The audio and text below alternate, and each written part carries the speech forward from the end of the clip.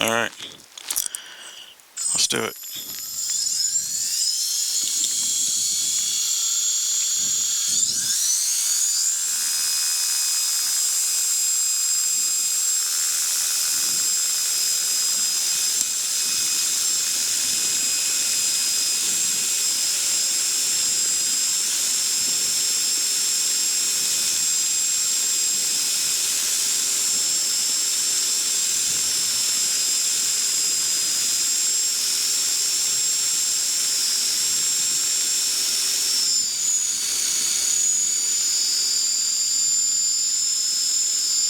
Alright, so we were looking at about 500 to 600 feet a minute on initial climb out.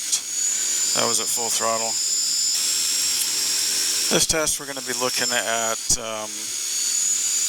temperature of the speed controller.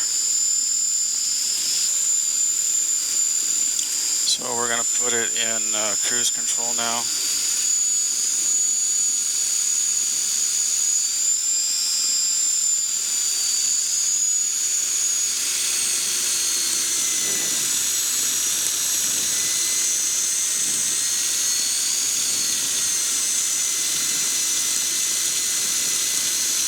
About 90 amps for cruise. From the previous tests, that's what we found out. So we're looking at 142 Fahrenheit for the controller temperature. That's about what it was last time, and it stayed right around there. Maximum is 212, so quite a lot of margin there. Cruise RPM is about 1900. It's a beautiful day to fly. This will probably be the last test at the dry lake bed. I definitely want to get up to Tehachapi and start flying up there as much as possible.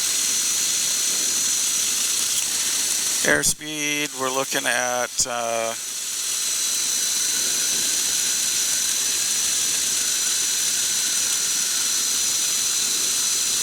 about 41 miles per hour. That's about what it tends to trim at in cruise.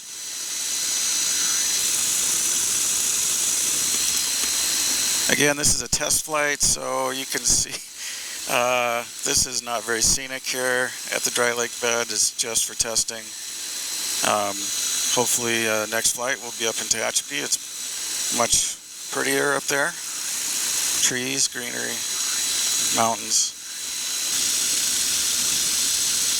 We're at 71% on the battery right now. Now this battery that we're flying on is, and I'll refer to that later, but it's a launch and soar battery. It's not very big. It's only a 4 kilowatt hour battery, so it's meant for taking off, climbing to altitude, and thermaling around. So it's not a cruise battery. It doesn't last very long in cruise. Maximum would be 30 minutes on cruise, but if you want to have a reserve, you probably want to shorten that up to 25 minutes. Comments on the PeaBee, which I'm flying. Shout out to Ben Ashman at Flylight in the UK. Very nice aircraft. The wing is very nice to fly. Probably the nicest I've flown.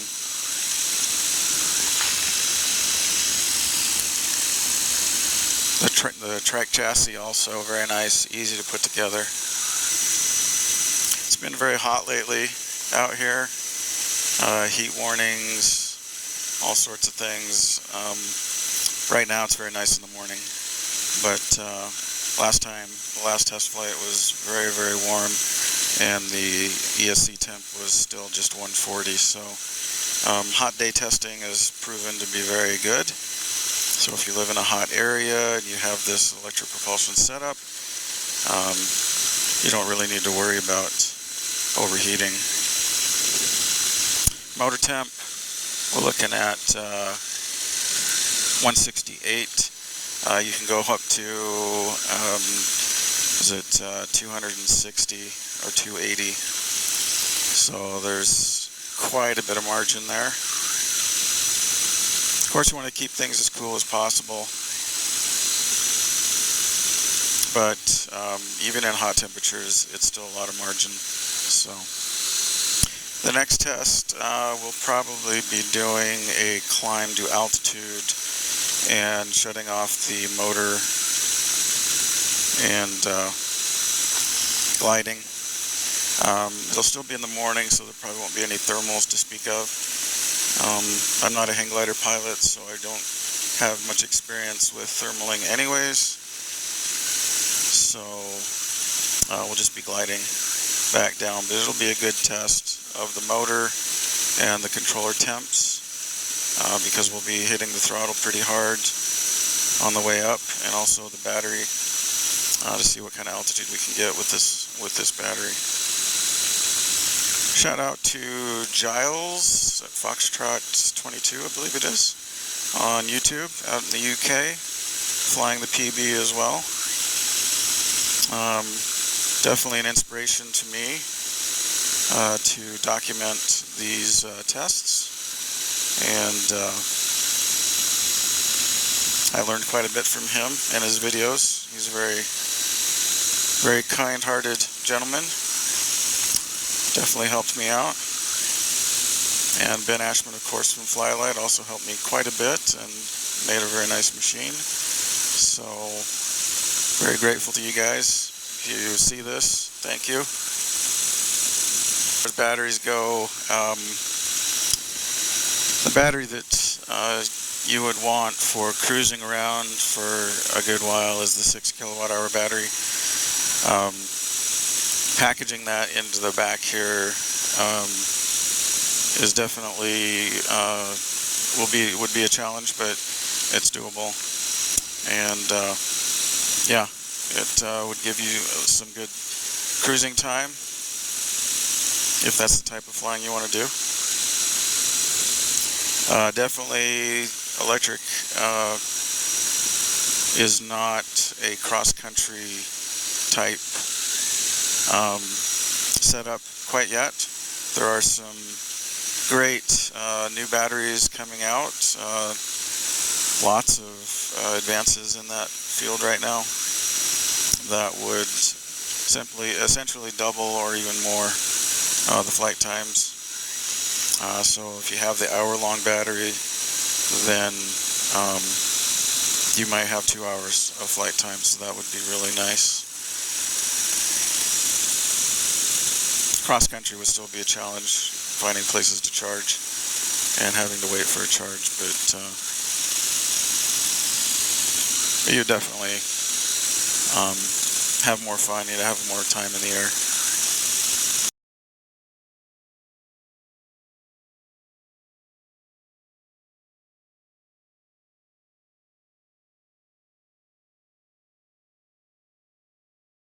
Okay. Welcome everybody to my office. It's late, but I'd like to get this flight taken care of. I'm going to wrangle the data from the flight. As you can see in front of you from the flight today, flight test number 3, we've got some very interesting points that came from it. As you can see over here where the battery current and voltage are, the current peaked up to about 225 amps for a very short, brief moment. The speed controller is rated at 400 peak amps and 300 continuous amps with adequate cooling, which we do have. We have the recommended cooling fan for that. So we're well under the current draw. The that is rated for this speed controller. So you can also see the current that was required for level flight was right around 100. It went down to 90.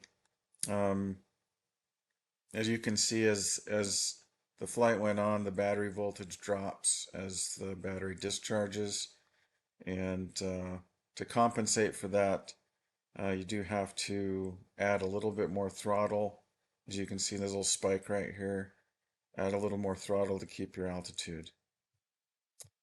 The ESC temperature, it peaked initially on takeoff right about, so it looks like 68.